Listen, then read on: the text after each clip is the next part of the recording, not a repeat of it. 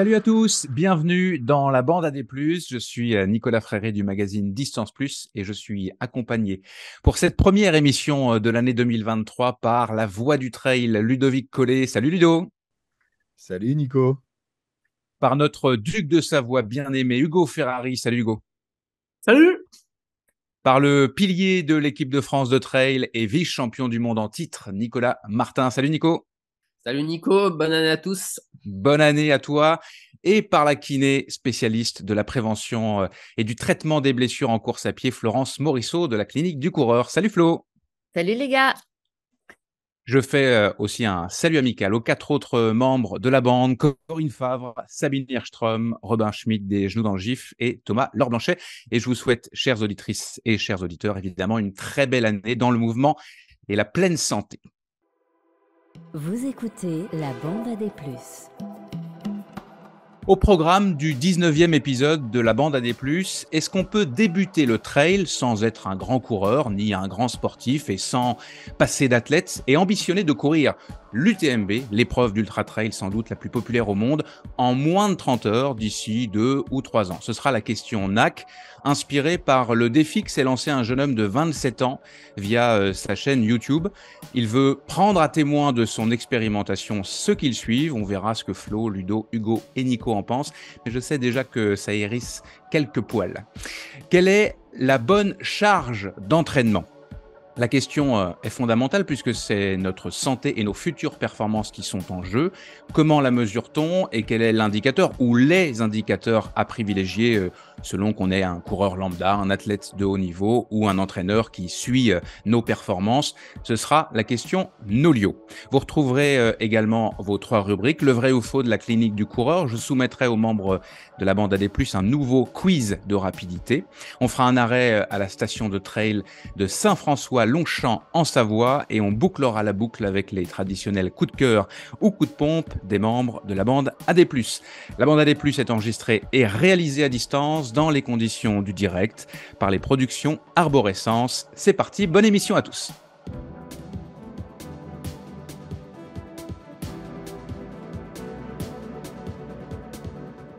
J'aimerais commencer par un petit tour de table rapide, les amis, en vous demandant à chacun ce qu'on peut vous souhaiter pour 2023. L'idée étant de savoir dans les grandes lignes ce qui vous attend d'important cette année. Je vais commencer avec Ludo. Tiens, qu'est-ce qu'on peut te souhaiter, mon Ludo?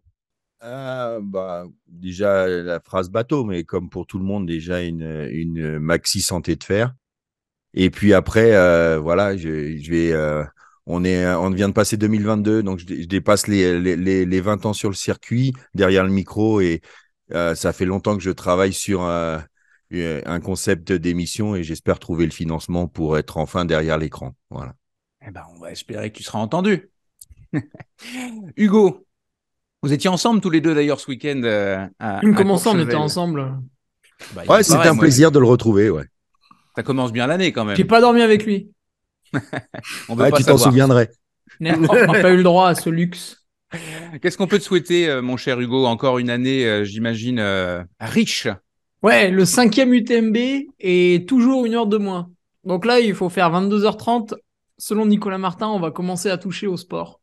Mais il faut aussi, avant ça, te qualifier. Parce que pour l'instant, sauf erreur de ma part, tu n'es pas encore officiellement qualifié pour l'UTMB. Je me trompe ou pas? Alors, les aléas du direct, Nico, quand cette émission sortira, le tirage au sort sera sorti et ben je ne connais pas le résultat encore, mais peut-être nos auditeurs ont déjà vu que j'ai été sélectionné, étant donné que tout le monde est suspendu à cette interrogation. Le duc de Savoie sera-t-il qualifié? Allez, moi je dis que oui. Je l'ai dit, je l'ai écrit, c'est ton destin. Tu peux pas Réponse ne dans pas être à quelques heures. l'UTMB 2023. Flo, qu'est-ce qu'on peut te souhaiter? Toi aussi, tu es plutôt du genre hyper active. Est-ce que Ouais, ce sera une année qui ressemblera à toutes les autres de ce point de vue-là? je pense que c'est déjà une année qui va démarrer sur les chapeaux de roue parce que dans une semaine, je pars à Tahiti pour 3 semaines et demie Oh pour mon encore une Dieu, fois aller enseigner quel pour enfer. la clinique. Alors, je sais que je m'attire les foudres des défenseurs de l'empreinte carbone, mais j'y reste longtemps. Donc, j'y apporte une énorme plus-value. Et puis beaucoup de cours, beaucoup de partages, beaucoup de belles rencontres. Ça, c'est sûr que c'est aujourd'hui ce qui m'anime et puis ce qui me passionne le plus. Et puis, accessoirement, à titre privé sportif, une artère iliaque neuve. Pour rebondir sur Tahiti, c'est aussi une sacrée terre de trail, hein. J'étais au Xterra l'année dernière, en 2022, assez longtemps aussi. Et c'est alors entre le trail et l'accueil des gens qui est complètement ahurissante. C'est sûr que je sais pas si tu y es déjà allé, mais oui, tu y es déjà allé, hein. Non, non, non, c'est la Non, première. bah tu vas, c'est C'est la au-delà, première et au-delà de l'imagerie qu'on se fait de Tahiti et des îles polynésiennes, c'est un voyage ultra marquant. Pardon pour le bilan chouette, j'ai carbone, hâte. effectivement. Nico, qu'est-ce qu'on peut te souhaiter? Tu as eu en 2022 un titre de vice-champion du monde de trail. Ça va être peut-être toi-même, tu le dis, difficile de faire mieux, mais on va te souhaiter quand même le meilleur. Ouais, bon, on va surtout me souhaiter d'arriver en forme sur cette course-là. Moi, c'est l'essentiel. Je prends beaucoup la compétition comme comme un moyen de vivre, comme un moyen de s'épanouir, de faire des belles choses, de partager avec les copains. Bien sûr, quand ça se passe bien, c'est toujours mieux, mais voilà, j'ai eu la chance de gagner 2 médailles mondiales. Bon, si j'en gagne une troisième un jour, tant mieux, mais c'est pas ce à quoi je cours pas après ça. Là, voilà, je suis très motivé par faire quelques stages en France. Du coup, je compense un petit peu avec les copains dès le mois de février. Puis une petite expérience sûrement en altitude pendant une période assez longue, probablement du côté de Font-Romeu avec Sylvain Cachard. Pour préparer ces championnats du monde, en espérant que Sylvain soit de la partie aussi. Donc voilà, juste des bons moments. Et puis bon, globalement, j'ai beaucoup de chance, moi, je trouve, dans ma vie, d'être dans mon petit paradis du Trièvre, de faire ma petite vie, de pas avoir forcément trop d'obligations professionnelles et de pouvoir profiter de la vie. Donc voilà, tant qu'on arrive à vivre le moment présent et être heureux, c'est l'essentiel dans la vie. Super. Bah, et puis, je rappelle que les championnats du monde de trail auront lieu en juin à Innsbruck, en Autriche. On va évidemment suivre ça. On est pas mal chaud. Puis on va évidemment se souhaiter à nous tous, la bande AD+, de continuer d'être écoutés et appréciés. Puis dans les semaines à venir, j'aurai des petites annonces à faire normalement. J'ai bien hâte, mais il faut pour l'instant que je garde ma langue. On va tout de suite passer à notre fameuse question polémique.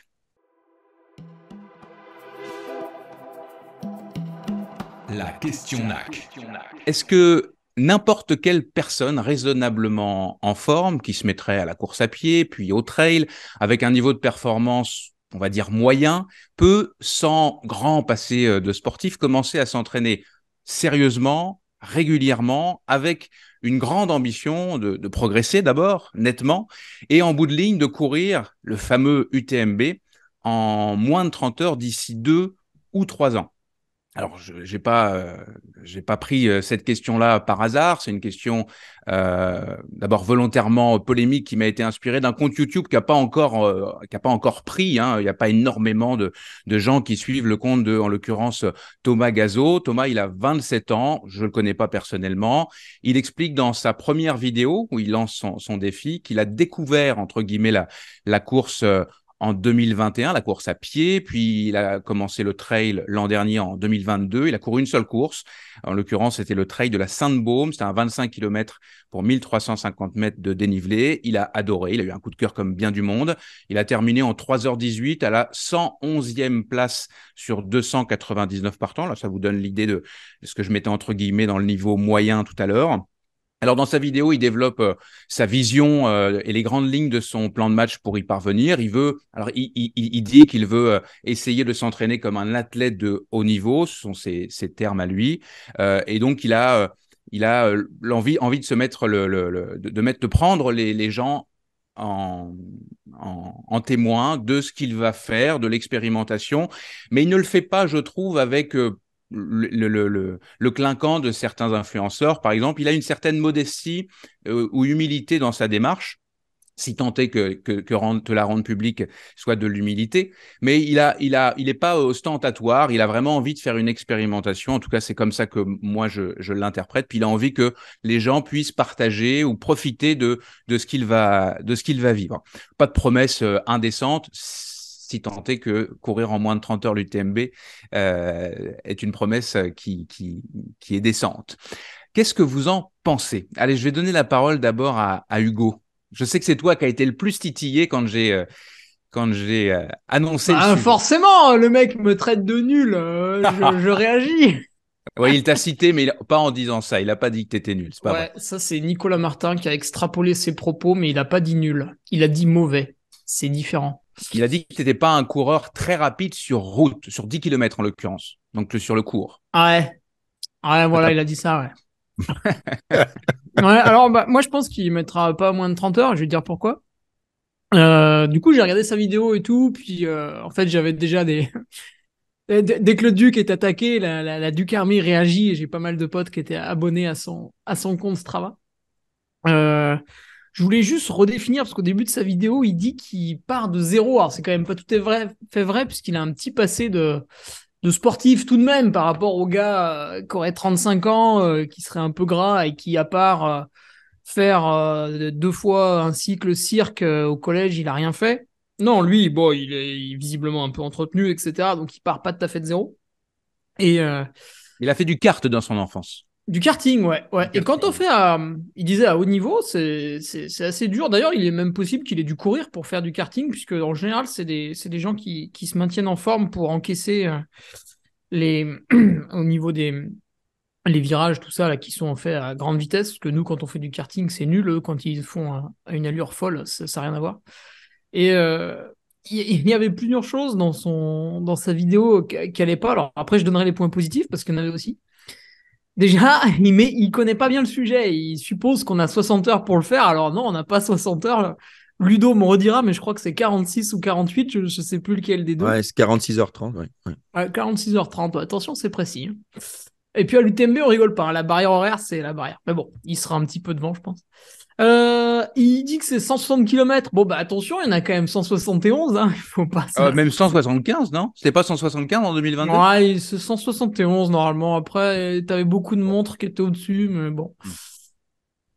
Et puis, il y a un truc qu'il a oublié dans sa démarche. Il en parle à un moment donné, mais à demi-mot, alors que c'est pourtant devenu un point central et capital. C'est que maintenant, il faut que tu mettes des jalons dans ta préparation avec les courses by UTMB pour obtenir les fameuses Running Stones. Tu peux plus aller faire des points ITRA sur n'importe quelle course autour de chez toi. Il faut que tu passes par des by UTMB. Alors en France, bon, on est assez bien lotis, surtout en Rhône-Alpes, parce qu'on a accès à la Suisse. Donc on peut en faire 6 à 8, pas loin de chez nous, on va dire, à 3-4 heures de voiture.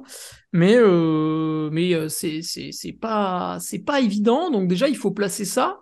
Bon, en gros, là, juste, je regarde... rappelle, il faut finir une de ces courses by UTMB. Ouais. Ça, c'est le préalable. Et ensuite, en fonction de la course que tu fais, tu as des Rolling Stones.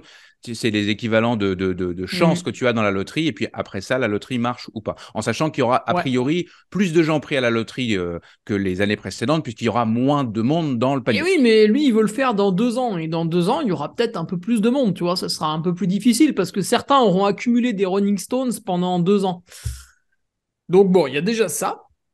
Et quand on regarde sa petite fresque qui est bien foutue, qui est bien pensée, hein, on dirait un petit PowerPoint comme les profs nous faisaient.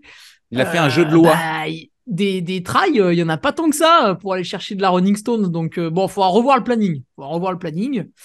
En dehors de ça, j'ai noté une petite propension à la caresse, puisque je cite. J'habite à Aix-en-Provence, c'est très difficile d'aller sur les sentiers le soir, l'hiver. Eh ben, s'il neige au Grand Col Ferret, lui, il est pas dans la merde. Bon, ça, c'était pour rigoler.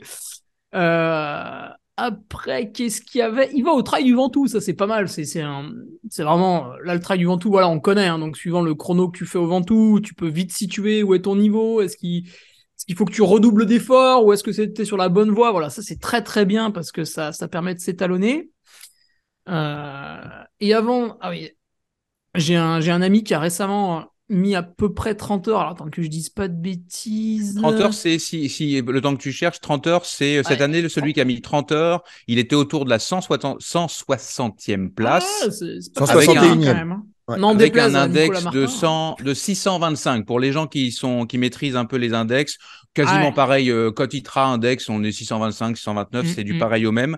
Et l'année d'avant, j'avais regardé aussi en 2021, on se situait plus autour de la 100e place.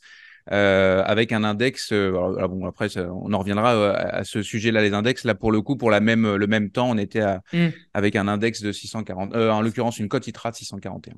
Ouais, du coup, j'ai un copain, il a mis 31h25 et bon, il court quand même pas si mal que ça. Du coup, puis surtout, il a déjà fait pas mal d'ultra avant, donc bon, voir un gars débarquer comme ça et mettre moins de 30 heures, parce qu'en fait, après, tu découvres le mal de pied, tu découvres tout un tas de trucs. Donc Là, bon, là, il est quand même des vraiment, très très gros doutes. à moins qu'il ne soit pas honnête. On part du principe que ce garçon est honnête. Oui, C'est mais le il est honnête, préalable. il est honnête. On a Ouais, ouais. regardé sur Strava, Et t'inquiète. s'il est honnête, clairement, il a tout à découvrir. Donc, c'est ça qui va être aussi, Ouais. entre guillemets, Après, il peut avoir de intéressant. la chance, hein. Eh ben oui, puis on va lui en souhaiter en plus. Alors, un Euh, dernier truc avant de passer au point positif. Donc oui, j'ai mis un tout petit peu plus de 34 minutes sur mon 10 km, mais la veille, j'ai travaillé de 6h à 23h, ce qui est un petit peu difficile, et puis j'étais debout dans le froid, donc ça a entamé ma Qu'est-ce qu'il est performance. susceptible. Mon vrai PR est de 33 minutes 20. Voilà, comme ça, les choses sont remises dans leur contexte. Et Casquette Verte, qui a fait 18e, lui, n'arrive pas à passer sous 38 minutes, de manière officielle. Donc, est-ce que la vitesse est un point primordial? On voit que juste avant l'UTMB, il veut absolument faire un semi-marathon en moins de 1h15. Je pense qu'il va falloir réajuster le planning, hein, encore une fois. Sinon, ce que j'ai aimé, c'est que justement, pour une fois, on a un mec qui se projette. Ça, c'est assez rare. En général, les gens, ils voient ils voient une porte ouverte, tac, ils s'engouffrent dedans et hop, ils s'inscrivent à un ultra. Non, là, on a quelqu'un qui, quand même, essaye d'estimer l'effort, essaye de placer une préparation vis-à-vis de ça. Et Nico me disait en rigolant, parce que j'ai parié que s'il mettait moins de 30 heures, je me teignais les cheveux en rose. Donc là, Nico me disait en rigolant, je vais c'est- l'entraîner, et puis comme ça, tu vas te teindre les Ah cheveux ouais. en rose. Ah oui, Et, non, mais il faut et que il a pas tort. il faut que ce Si soit on clair. recadre un peu le planning, je pense pas qu'il va y arriver quand même, mais voilà, peut-être 35, 36 heures, je pense que c'est un objectif plus réaliste. Voilà, c'est une Mais estimation, on verra dans 2 ans. moins de 30 heures, clairement, t'as les cheveux roses, on est d'accord, hein. Ouais, pas de souci. C'est un engagement. Ouais, ok. Alors La attends, barbe. ça fait UTMB 2025. Ouais. Bah, après, il est, il le dit, il a 2 ans, c'est dans le Oh, meilleur il a des dit cas. 2 ans, hein. C'est marqué 2 ans, on commence pas, hein. Ouais, mais je crois qu'il a dit 2, 3 ans. Il est quand même assez flexible, lui. Non. Ouais, ouais, ouais. Et pas de cheveux en Déjà, faut rose en qu'il soit au départ. 2026. Il faut c'est ça. Il y a forcément ça qui va jouer. Flo, avant de passer Ouais. la parole à Ludo, Flo, toi, je vais t'interroger surtout sur l'aspect, on parlera de la charge, etc. Mais toi, tu es vraiment, je le dis tout le temps, une spécialiste de la prévention des blessures. Et là, on est sur un objectif qui est un objectif extrême quand on part de zéro et qu'on veut faire l'UTMB. Je rappelle, hein, UTMB, c'est 170 km et environ 10 000 mètres de dénivelé positif. Donc, c'est pas une mince affaire. Au-delà du fait que c'est le grand événement, c'est quand même un événement loin d'être anodin. Qu'est-ce que Ouais, tu en penses, toi? alors moi, en fait, quand j'ai écouté sa vidéo, je le trouvais d'une grande naïveté. Puis Mhm. c'est ce que je disais un petit peu en préambule, j'avais envie d'aller lui acheter une sucette. Oh, Mais pas dans le côté, mais dans le côté gentillet de la démarche ouais, Putain, la méchanceté de Florence. non, pas du tout. C'était juste Moi, de la. j'ai été gentil, elle. Arrive Mais derrière, non, on s'en doutait pas. je l'ai trouvé hyper naïf. Euh, et en même temps, j'avais envie de lui dire, mais tu sais que ta chaîne YouTube, ce que j'adorerais, c'est que tu mettes en lien l'adresse de mon cabinet. Parce que là, c'est effectivement du patient à l'appel qui va nous arriver. Et en fait, le premier challenge pour qu'il soit au départ de l'UTMB, au-delà d'avoir des running stones, c'est de ne pas se blesser. Et typiquement, dans sa planification, je ne vois pas trop comment il va pouvoir passer au travers. Donc, tu vois, finalement, si on reprend du départ, l'athlète qui performe, c'est premièrement l'athlète qui ne se blesse pas. Et pour pas se blesser, il faut être vraiment assez humble dans son exposition et d'être extrêmement graduel dans sa progression. Et rien que là, j'ai quelques doutes dans la progressivité de ce qui s'est projeté. Et puis, il y a autre chose aussi, moi, qui attire mon attention, c'est que quand il se dit, avec un passé non sportif, et qui dit que de 14 à 18 ans à peu près, il n'a pas fait grand-chose, qu'après, il n'a à nouveau pas fait grand-chose pendant ses études d'ingénieur, ben, finalement, le capital musculaire et le capital physiologie que tu développes entre 14 et 18 ans, tu ne le rattrapes pas. Donc, bah, même si tu as 27 ans, que tu es en pleine santé, que tu t'offres le meilleur coach du monde et que tu mets ta vie sociale, professionnelle, entre parenthèses, pour préparer l'UTMB, ce que tu n'as pas acquis entre 12 et 18 ans, bah, malheureusement, tu ne le rattraperas pas. Ça ne t'empêchera pas de t'amuser, ça ne t'empêchera pas de faire des jolies performances. Faire un UTMB pour un garçon en 35 heures, c'est une jolie performance. Faire un marathon en 2h50 pour un garçon, c'est une jolie performance. Faire 3 heures pour une fille, bah, c'est pas mal. Faire l'UTMB en 37 heures pour une fille, c'est pas mal, mais c'est pas un sportif de haut niveau. Et on peut totalement s'en satisfaire et prendre un plaisir inouï à préparer ça correctement.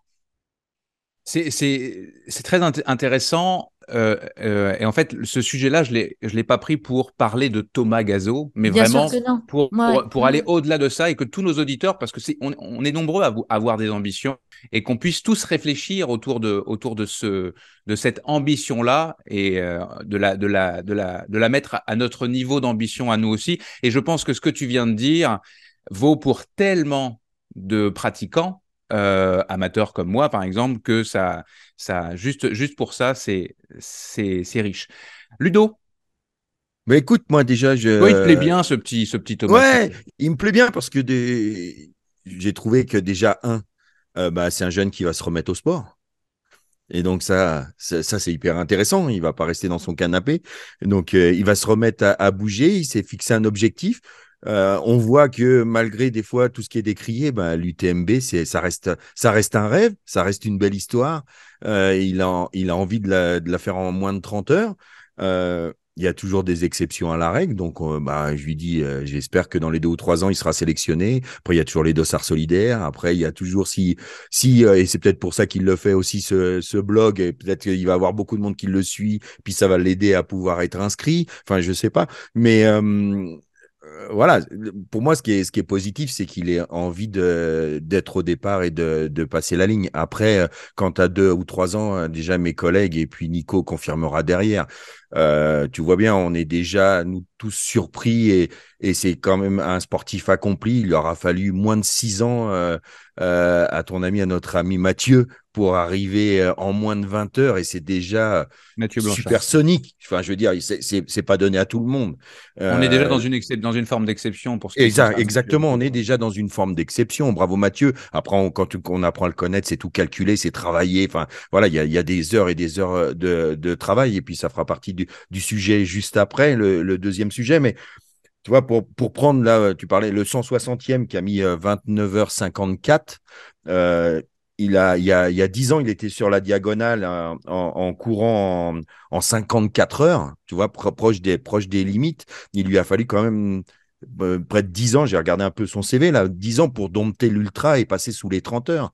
Donc, c'est vrai que en 2 ou 3 ans, ça me paraît, ou alors tu tombes sur une perle, une exception, mais ça me paraît pas très très jouable. En tout cas, ce qui est bien, c'est qu'il, pour moi, ouais, mets-toi au sport, progresse, écoute la bande AD+, prends des conseils et puis avance.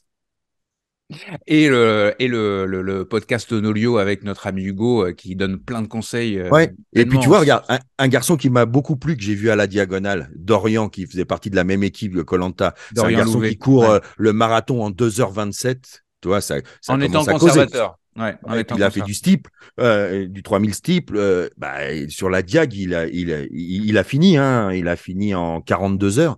Mais il a vu les diables et il a vu tout ce qui lui manquait et toute la préparation qu'il fallait faire pour faire de l'ultra. Et lui aussi, je sais qu'il rêve un jour de courir correctement l'UTMB. Mais il va se préparer, il va falloir plusieurs années, même Pour si le coup, c'est un garçon qui est doué aussi. oui, mais pour le coup, lui-même le reconnaît après coup, il y avait de la folie. Et là, pour le coup, il Ouais, aurait vraiment pu, pour revenir à ce que disait Flo, il aurait vraiment pu prendre cher et se blesser pour longtemps. Enfin, on va voir ce exactement. qu'il va faire, mais il sera sur le marathon de Paris, donc rien à voir dans pas si longtemps. Avec Mathieu Blanchard, d'ailleurs. Nico, quelle est ton opinion sur ce garçon? Je suis sûr que toi, il t'intéresse dans, dans, Ah, dans, moi, je avec ta trouve que sagesse. c'est un peu symptomatique et Florence l'a bien résumé sur le risque de blessure. c'est un peu symptomatique de ce qui se passe. Courir 160 km, 170 km, c'est extrême. Sans même parler de temps. Alors, plus on est proche des barrières horaires, et moins c'est de la course. Mais 30 heures sur un UTMB, c'est de la course à pied. C'est un équivalent, si on prend un index UTMB, on en a parlé, mais c'est 3h05, 3h10 au marathon. Donc, c'est quand même, faut courir, quoi. Donc, moi, je pense que la problématique de base, elle est que on peut pas passer de je ne cours quasiment pas. Alors bon, là, je pense qu'il court déjà hein, quand même. Mais globalement, si on prenait un débutant complet, la problématique, elle va être qu'on peut pas accélérer vite sa charge d'entraînement. Alors bien sûr, ça dépend toujours du passé. Moi, je suis passé j'avais pas une pratique d'un athlète de haut niveau à une pratique en bi-quotidien avec pas mal d'heures d'entraînement, mais parce que ça faisait 7, 8 ans que je courais quand même quasiment tous les jours. Donc moi, je trouvais que je m'entraînais pas parce que je courais 1 heure, mais par contre, biomécaniquement, je commençais à courir tôt, à 15 ans, ce que disait Florence. J'ai développé des aptitudes qui n'étaient pas du tout optimisées, mais qui étaient là et qui après demandaient qu'à être, entre guillemets, polies et optimisées. C'est ça le vrai questionnement, c'est d'où on part. C'est vraiment ça le bilan qu'on doit faire. Et courir en moins de 30 heures, je pense que c'est accessible à plein d'individus si on se donne le temps. À l'horizon 2-3 ans, si on part vraiment avec zéro expérience, ça me paraît quand même compliqué. Alors après, on peut tomber sur des gens qui se blessent pas, on peut dire j'essaye et puis ça passe. Mais globalement, statistiquement, je pense que c'est compliqué. Mais vraiment, moi, ce que je retiendrai de ça, c'est que déjà, en étant un pratiquant assidu, moi, l'ultra, par exemple, ça me plaît pas. Ça m'attire pas plus que ça. Et ça, je pense que tu peux pas le savoir tant que t'as pas quand même pratiqué un minimum, tant que t'as pas passé 6, 7, 8 heures en montagne, te dire ah ouais, c'est trop un kiff, j'adore ça, j'ai envie de passer la nuit dehors, j'ai envie de faire l'UTMB. Ou au contraire, ouais, franchement, faire 6-7 heures, moi, je prends pas de plaisir une fois que ça a passé 4-5 heures. Et ça vient qu'avec l'expérience. Donc, bon, c'est bien de se fixer des rêves et des objectifs parce que ça met en route, mais peut-être qu'aussi, parfois, pendant la route, on a le droit de dévier du chemin et de dire, OK, j'ai commencé à faire du trail parce que j'avais envie de faire l'UTMB, mais en fait, je me rends compte que l'ultra, c'est pas ce qui m'attire. Moi, finalement, le maratrail, optimiser ma performance sur maratrail, ça convient plus à ma vie, ça convient plus à ce que j'aime faire. Donc voilà, c'est un peu ça. Mais en tout cas, la base, ça va rejoindre le sujet suivant, mais c'est que la première des choses, c'est de ne pas se blesser. Pour ne pas se blesser, il faut quand même respecter une certaine progressivité. Alors, peut-être pas être hyper comme conservateur, comme on le voit parfois. Quand on est entraîneur et qu'on est entre le côté un peu médical et où c'est, je trouve, très conservateur. Des fois, si tu respectes vraiment ce qui est proposé, je prends l'exemple de la clinique du coureur, bah, si tu fais du haut niveau, ça prend vraiment beaucoup de mois pour revenir au vrai volume te permettant d'être performant. Donc, tu es obligé d'être un peu moins conservateur, de prendre un peu des risques. Mais on peut pas non plus passer du simple au triple. Tu vois, même quelqu'un comme moi, je prends un exemple récent qui suis quand même très, très adapté parce que ça fait longtemps que je cours. J'ai eu une entorse de la cheville, donc j'ai arrêté de courir. J'ai refait une semaine, enfin, j'ai recouru un petit peu. J'ai fait une première semaine, on va dire, qui ressemble à quelque chose qui faisait 30 km d'entraînement à peu près. La semaine suivante, j'ai fait, ne pas reproduire, hein, je précise, mais j'ai fait 90 km. Donc c'est x3 sur la charge. Donc bon, ça, Florence, elle se dit, c'est n'importe quoi. Et effectivement, c'est n'importe quoi. À la fin de la semaine, ça tirait dans tous les sens. Voilà, alors je me blesse pas parce que j'ai, je pense, un background et sûrement un peu un corps qui est résistant. Mais clairement, si on essaye de faire ça, très souvent, on va se blesser. Donc ça, c'est la première des choses. Pour progresser, il faut pratiquer. Et ça, c'est quelque chose qui ressort souvent quand on discute avec des kinés, c'est qu'il y a des gens, quand on leur dit ça fait combien de temps que vous courez, ils vont dire 2 ans, sauf que sur les 2 ans qu'ils courent, ils ont passé 9 mois blessés. Mhm. Et parce qu'ils ont voulu ils ont voulu charger trop vite, et en fait, s'ils avaient chargé moins vite, bah, ils auraient peut-être pas été blessés pendant les 2 ans, puis ils auraient fait plus de volume. Donc, c'est ça l'objectif premier. Si Thomas était là, il dirait c'est que la base, c'est déjà pas de pas se blesser, quoi. Qu'est-ce qu'on lui donne comme conseil, maintenant qu'on a un petit peu commenté son projet? Qu'est-ce qu'on lui donne comme conseil s'il est, entre guillemets, le mot est pas, c'est le mot qui me vient, c'est borné, qu'il se borne à coûte que coûte essayer d'atteindre son objectif? On lui donne quoi comme conseil? Est-ce que le premier conseil, c'est de prendre un entraîneur pour être le plus prudent possible dans sa folie. Flo? Ouais, moi, clairement, je lui dis entoure-toi. Entoure-toi des bonnes personnes d'un point de vue planification, d'un point de vue médical, d'un point de vue même peut-être équipementier, etc.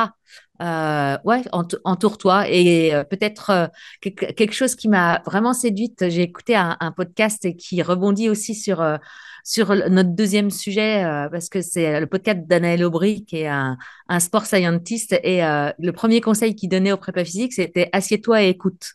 C'est peut-être quelque chose que je lui donnerais comme conseil aussi.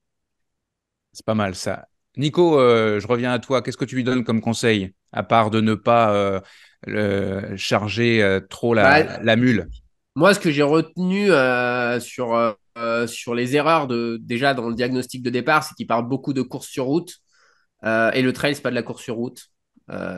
Tu peux valoir 28 minutes sur 10 bornes, c'est pas pour ça que tu finiras l'UTMB.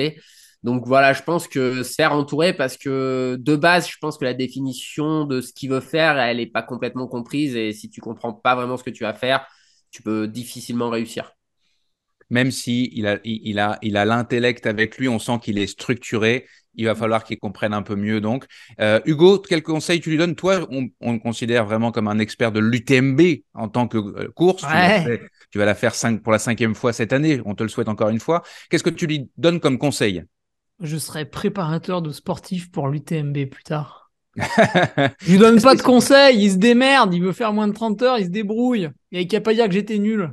Allez, Non, je un voulais petit donner le même conseil. conseil que Nico, Ah méfiance. non, non, un autre. Courir Qu'est-ce que vite c'est? sur la route, c'est bien, mais ouais, la musculature, la prep physique, on a vu qu'il était plutôt fin, etc. Il faut quand même des assez gros muscles pour encaisser, à part quelques rares exceptions. Ouais, voilà. Et aussi, ben, un volet qu'on n'a pas abordé, c'est la nutrition. Il s'est pas demandé si, bah, au bout de 10 heures, peut-être qu'il n'arrivera plus à manger. Alors, qu'est-ce qu'il fait à ce moment-là? Comment il réagit face à ça? Donc, ouais, peut-être voir un peu le côté nutrition, le côté, en fait, tous les côtés pas sportifs, quoi. Nutrition, passer une nuit complète dehors, s'il pleut et qu'il fait froid, ça visiblement, pour l'instant, ça pêche un peu. Et ça, à la limite, il va peut-être assez rapidement se rendre compte que Je, c'est je pas si pense pire. qu'il y a des mecs, faut les voir la nuit, mais ça doit être n'importe quoi quand même. Et il a donné sa géographie, hein. Il est à Aix-en-Provence. Hmm.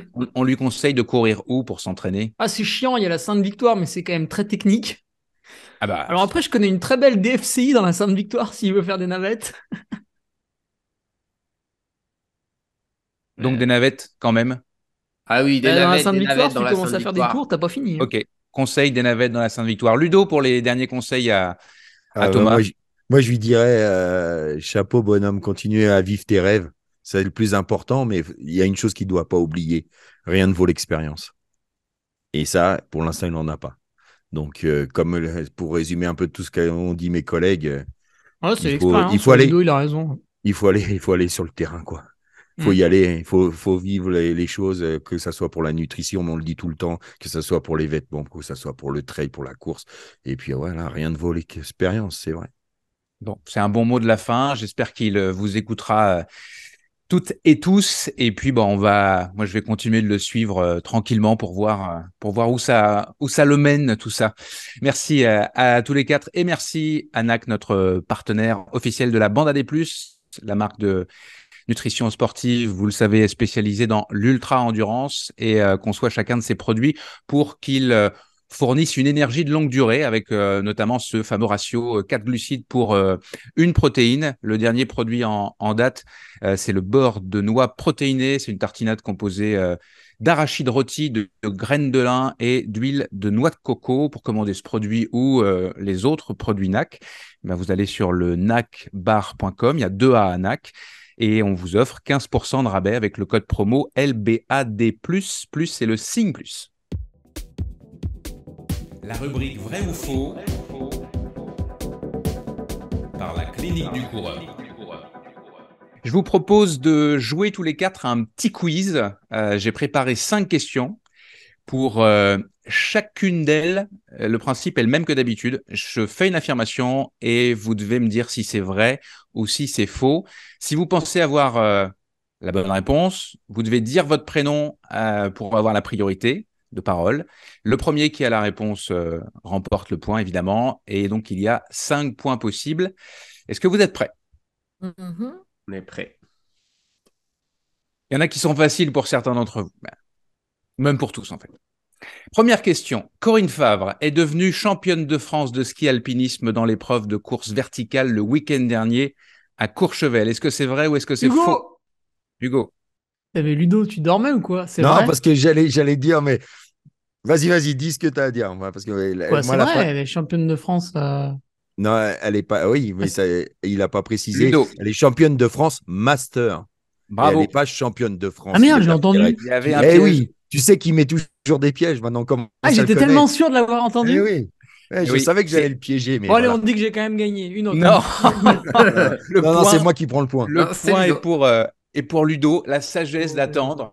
Ouais. C'est Axel Gachet-Mollaret qui a encore, hein, je sais pas combien la titre Axel Gachet-Mollaret maintenant. Ah. Sur, C'est on un. compte plus. On ne compte plus, ouais. Ouais. Bah, comme pour Corinne en l'occurrence, donc c'est elle qui l'a emporté. Alors c'était une Mhm. épreuve. Vous allez me corriger si je dis une bêtise, mais c'était une montée sèche de 500 mètres de dénive, c'est ça? Mhm. Parfait. Et donc Axel a grimpé ça en 22 minutes 34. Corinne, elle est donc championne de France catégorie master, 26 minutes 46. Ceci dit, elle est quand même 6e au général. Elle devance les plus jeunes, les championnes de France dans les moins de 23, moins de 18 ans, moins de 16 ans. C'est quand même chapeau coco. Chez les hommes, c'est Thibaut. Alors j'ai peur de dire de mal le prononcer. C'est Anselmet ou Anselmet? Anselmet. Donc Thibaut Anselmet qui l'a emporté. Lui aussi, il a un nombre incalculable de breloques. L'ascension en 19 minutes et 19 minutes 51 T1. avec, Ouais. ouais, c'est ça, avec 6 secondes d'avance Sur sur Gédéon. Gédéon Pochat. Ouais. Et puis on va puisqu'on a mentionné les masters, on va mentionner que notre cher Ludo Pommeret a terminé 2e, lui, chez les masters hommes avec une montée en 22 minutes 26. Allez, deuxième question. Le record de France féminin du marathon est de 2h24 et 22 secondes. Nico, Nico, je dirais que c'est vrai de Christelle Donné. bravo. Tout est bon. Et de quand date le record? Est-ce que tu sais? Euh, Et vieux. ouais, ça commence à dater, je dirais 2008 par là, non? 2010. 2010, ouais. Et c'était au marathon de Paris. Il avait été battu brièvement avant la suspension qui avait suivi de Clémence Calvin. C'est exact. Exact. Et je fais une petite mention, parce qu'en plus, ils nous ont cité en recevant au moins 2 fois Florence dans leur podcast. Ils ont reçu le podcast RMC Running a reçu Christelle Donnet en première invitée de 2023. Interview assez, enfin, même très intéressante, puisqu'elle est rangée maintenant, mais son œil est bien intéressant. Troisième question. Les championnats de France de course en montagne auront lieu le même week-end que l'emblématique course au Pays Basque espagnol Zegama, l'une des étapes du circuit Golden Trail World Series. Nico, c'est Nico, vrai cette année. joli 2 points pour Nico, 1 point pour Ludo. C'est vrai, il y aura bataille ce jour-là, puisque donc ce sera en même temps Zegama. Donc Zegama, pour les auditeurs, 42 km et 2900 mètres de dénive. Et elle aura lieu en même temps que le championnat de France de course en montagne qui aura lieu au Super d'Évoluy dans les Hautes-Alpes. Et là, ce sera un parcours de 12,5 km pour 850 mètres de dénivelé. Et on salue les Quatrième. organisateurs de Zegama. Excuse-moi, je te coupe, Nico. Ouais. On salue les organisateurs de Zegama qui ont fait ce choix-là, je pense, pour permettre aux athlètes d'être présents au championnat du monde à Innsbruck, puisqu'ils ont décalé la course pour permettre aux coureurs, il y a 4 semaines, donc, de faire les deux. Donc, un grand merci à eux. Et ça a toujours été un de mes souhaits, qui est un peu d'harmonie des calendriers. Donc là, un grand bravo aux organisateurs de Zegama qui sont là depuis très longtemps et qui ont fait le choix de décaler un petit peu leur course. Mais il y a quand même, pour ceux qui avaient, enfin moi, Julia Combe, pour ne pas la citer, avait l'intention de faire les deux cette année. Il faut qu'elle fasse un choix, par exemple. Oui, oui, oui, bah c'est tant qu'on n'aura pas de visibilité sur le long terme, il y aura toujours des comme ça. Après, la problématique qu'on a, on va pas partir dans le débat, mais la problématique qu'on a, c'est qu'on a peu d'organisateurs pour les championnats de France. Donc, en fait, on a peu de flexibilité. Et si l'organisateur dit, moi, j'organise là, bah, quand tu n'as qu'un seul candidat, tu peux pas dire grand-chose, quoi, en tant que fédération. Donc, c'est un peu une des problématiques.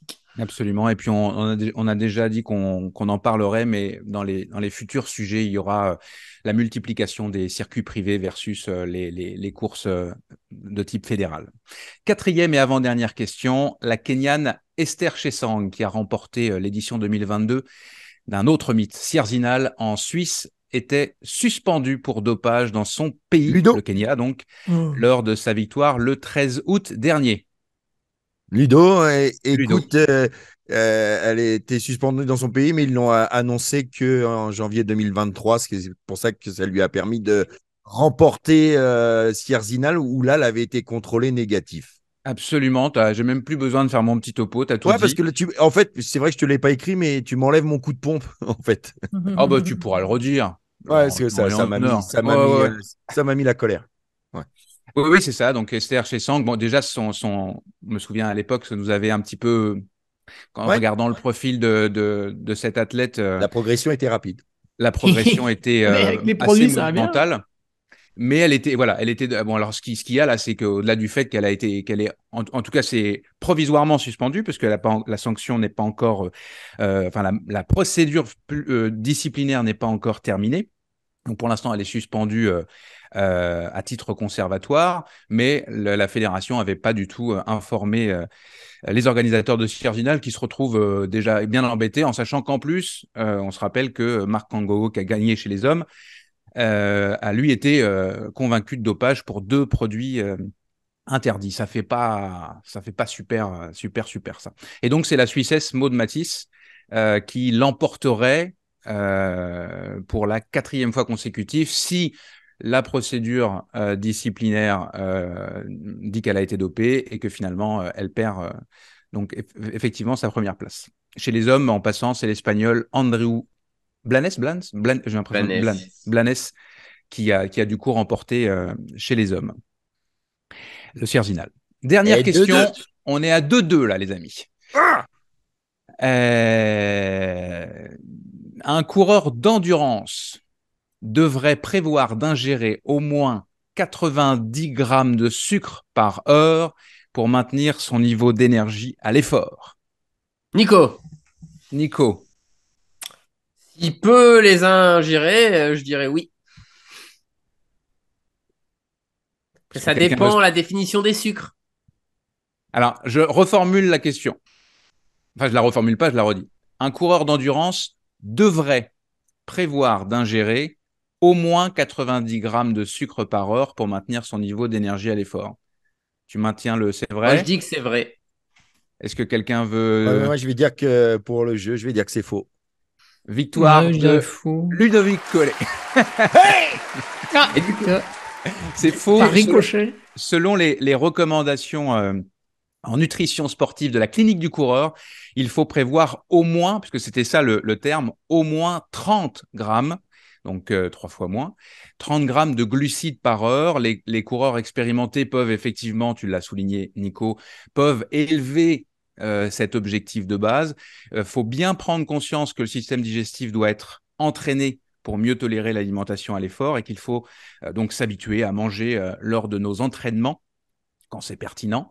Rappelons qu'il s'agit là d'une recommandation générale, mais que la quantité de glucides à prévoir à l'effort dépend de l'intensité et de la durée de l'effort. Nos réserves, en gros, énergétiques durent environ 90 minutes et ça dépend aussi de notre tolérance digestive. Tu en as parlé tout à l'heure, Hugo, quand on parlait de Thomas Gazzot. On est tous très, on n'est pas égaux face à nos troubles digestifs ou à notre solidité digestive. Pour plus d'informations, je vous renvoie encore et toujours avec plaisir au livre La clinique du coureur, la santé par la course à pied de Blaise Dubois et Frédéric Berg, publié aux éditions Mons. auquel ont collaboré une soixantaine d'experts et de scientifiques. Vous pouvez commander ce bouquin de 550 pages en tout temps sur le site web de la clinique du coureur. On passe à la question entraînement de l'émission. La question Nolio. On va parler de charge d'entraînement. Ça résonne avec le sujet précédent, du moins le sujet concernant l'ambition de faire l'UTMB en moins de 30 heures. Charge d'entraînement, c'est un terme qu'on utilise régulièrement, notamment dans cette émission, mais j'ai envie de profiter de votre expérience à tous les quatre pour éclairer nos auditeurs sur ce que serait la bonne charge. Comment est-ce qu'on la mesure? Sur quels indicateurs on doit s'appuyer? Est-ce qu'il y en a à privilégier? Est-ce qu'on regarde les indicateurs différemment selon qu'on est un athlète élite ou un athlète amateur, selon qu'on soit un athlète ou un entraîneur, par exemple?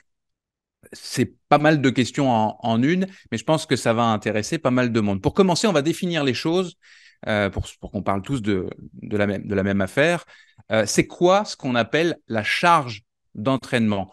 Florence, je pense que tu es la bonne personne pour définir le terme.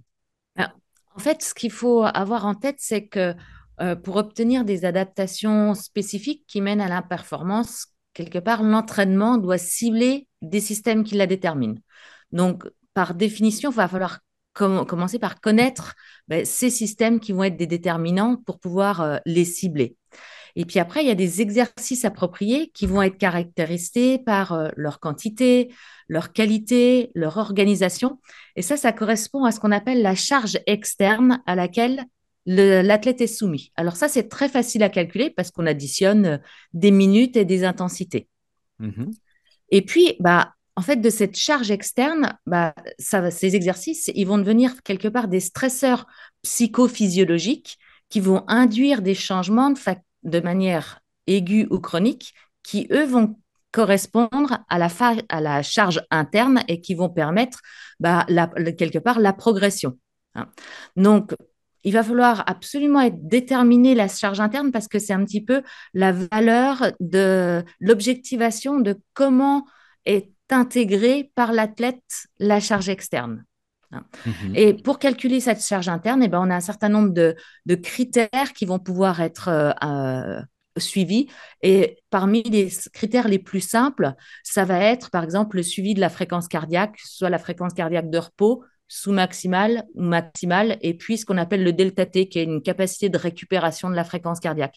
Donc ça, finalement, c'est quelque chose qui est assez facile à objectiver pour un athlète lambda. Il faut juste qu'il ait une ceinture et une montre connectée. Et il peut comme ça ainsi voir si la charge externe auquel il se soumet induit les bonnes adaptations physiologiques et s'il est en état de fatigue fonctionnelle, un état qu'on recherche quelque part pour vraiment optimiser sa physiologie, ou s'il est dans un état de fatigue qui commence à être non fonctionnel et qui le fait basculer au contraire vers quelque chose de nocif en lien avec sa planification. On a un petit exemple de mémoire. C'est Xavier Thévenard qui avait renoncé à un de ses objectifs de saison. C'était la Diagonale des Fous. À l'époque, il allait courir avec celui qui a gagné, Girondel. Et il avait manifestement constaté qu'il était trop fatigué avec cet indicateur et il a renoncé alors qu'il était à la Réunion, etc., à courir l'épreuve. En tout cas, c'est ce que je crois me souvenir qui s'était passé.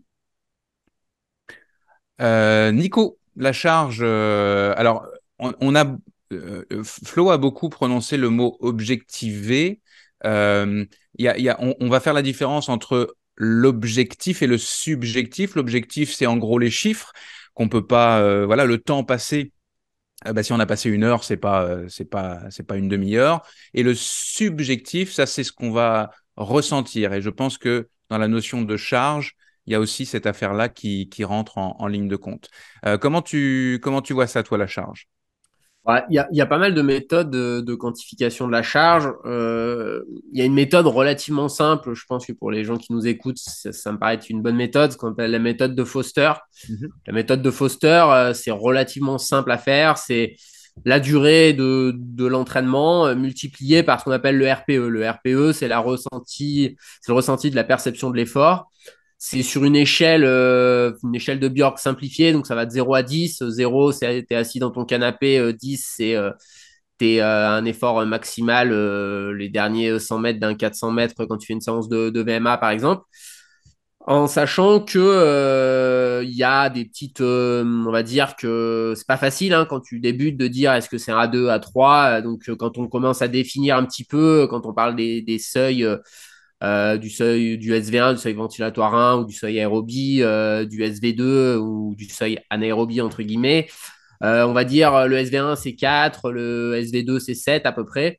Qu'une fois qu'on a un peu intégré ça, on peut suivre sa charge d'entraînement en faisant la durée multipliée par le RPE. Alors bon, c'est jamais simple. On va dire, pour simplifier, on peut mettre un RPE moyen sur une séance parce qu'un principe, quand on fait une séance, elle est quand même orientée vers un type d'entraînement.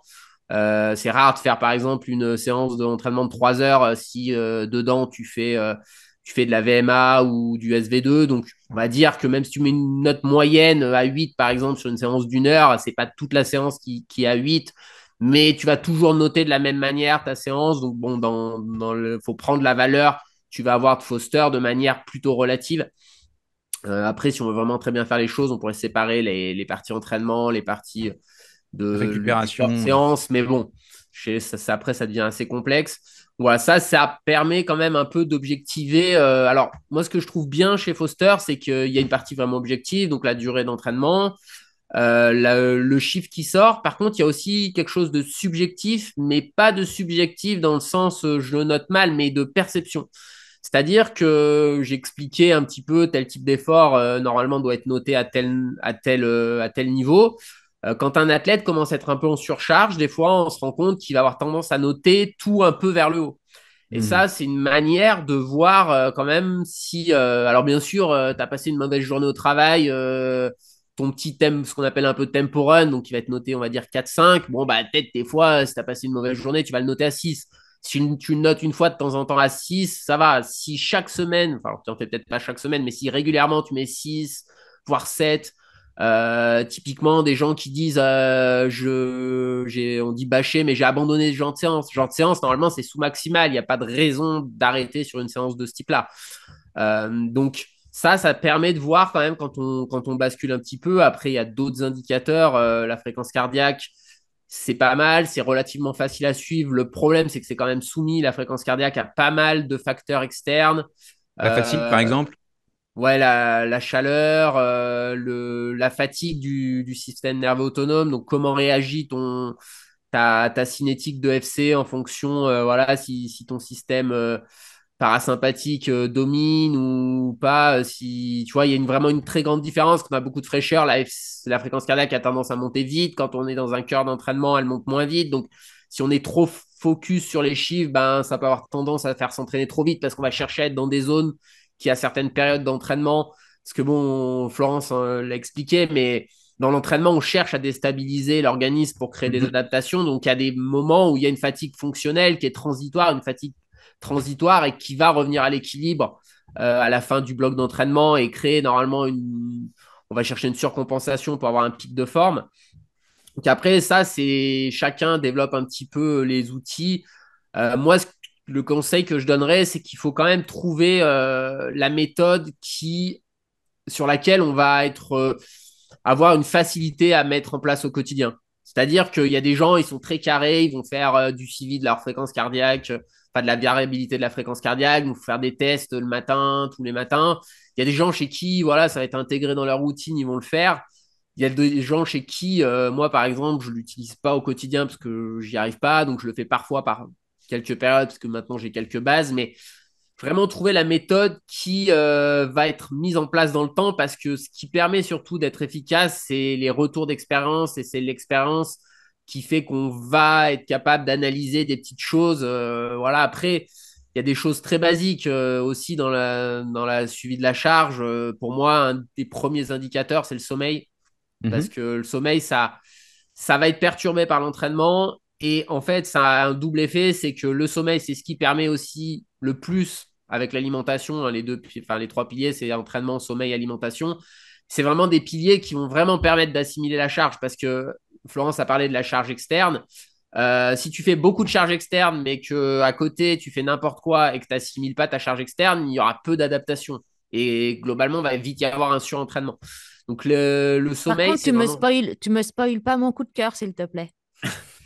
Donc, du coup, ouais, vraiment, les piliers, les 3 piliers, c'est oui, il faut s'entraîner, il faut suivre sa charge et ensuite, les petits indicateurs sur le sommeil, c'est, je pense, assez important. Et le dernier point, on va en revenir peut-être à la base, mais la bonne charge, elle dépend avant tout de l'individu. C'est-à-dire que si tu veux être champion du monde, la bonne charge, c'est pas la même que si tu veux être finisher de l'UTMB. Et en principe, ça ne s'adresse pas aux mêmes personnes, mais c'est quand même important de le préciser, quoi, parce que je pense qu'avec les réseaux sociaux, il y a des gens qui veulent faire comme certaines, je ne sais pas si on peut parler de stars dans le trail, mais certaines personnes Comme reconnues. Hugo Ferrari, quoi. Est-ce que tu veux qu'on parle de casquette verte? Tu en as déjà parlé tout à l'heure. Donc voilà, Oui, mais il y a deuxième pas fois. mal d'autres méthodes. J'espère qu'on aura un jour une méthode aussi entre guillemets scientifique que dans le vélo où avec les capteurs de puissance, ils ont vraiment une vraie mesure de la charge qui est faite, même si bon, il y a quelques petits détails parce que un effort fait après 20 minutes d'effort ou après 4 heures, ça n'a pas exactement les mêmes impacts physiologiques, alors que ton instrument de mesure va mesurer la même valeur. En sachant que l'équivalent pour la course à pied n'est pas soit pas au point ou pas pertinent, c'est ça, le capteur de En puissance fait, en course à pied, en trail du moins? En fait, en vélo, c'est un outil de mesure vraiment physique. C'est-à-dire qu'il y a une jauge de contrainte, par exemple, dans ta pédale qui est déformée. Et là, il y a une estimation de la puissance qui est relativement juste à 1 ou 2% près la marge d'erreur de l'appareil de mesure.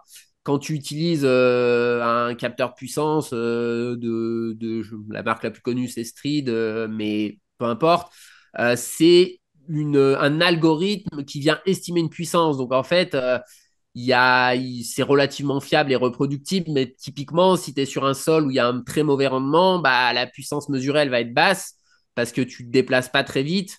Donc, ton appareil de mesure, lui, juge comment tu te déplaces et donc il te dit ça vaut telle puissance, sauf que toi, ta demande en énergie interne, elle est beaucoup plus forte que ça parce que ton rendement est très mauvais. Donc, ça a quand même des limites. Après, l'entraînement à plat sur un sol dur, c'est relativement fiable quand même aujourd'hui, quoi.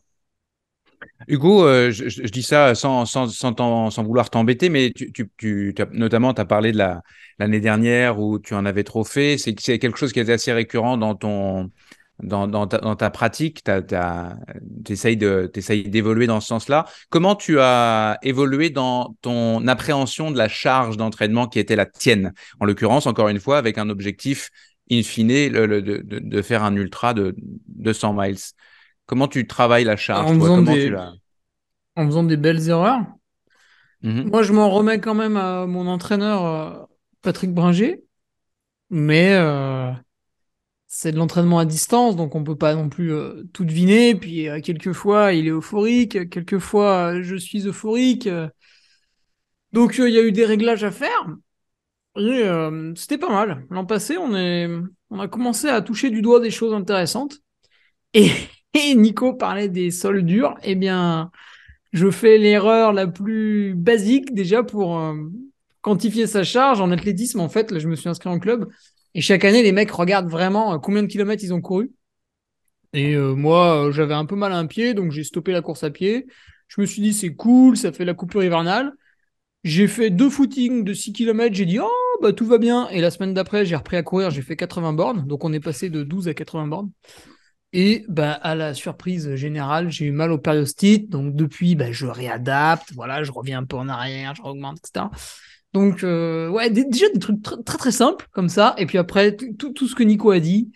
Et du coup, ouais, je re-regarde maintenant un peu tout. Ouais, je regarde vraiment mon kilométrage sur les semaines, le temps un peu passé à courir, le dénivelé aussi, voir s'il n'y a pas eu trop de variations entre ces 3 trucs basiques. Et puis après on s'intéressera ouais, bah, à ce qu'a dit Nico, hein, tout ce qui est RPE pour aller vers Foster, etc. Et là, on peut s'amuser à citer Nolio qui l'intègre parfaitement à sa plateforme. Absolument, ouais. Exactement.